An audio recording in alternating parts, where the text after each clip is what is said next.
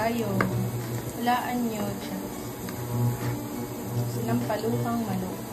So, ayan na. Nailagay ko na yung bawang at sibuyas. So, ayan guys. Nailagay ko na yung luya. So, ayan guys. Nailagay ko na konti.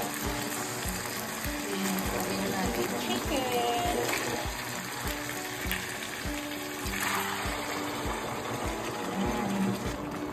So, ito na guys yung update sa ating sinampalukan. Ayan. Tayin lang natin siyang mag-mantika.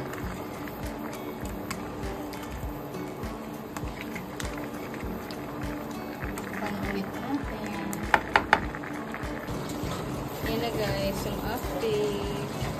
Sinampal na manok. Update guys. Nalagay ko na yung okra.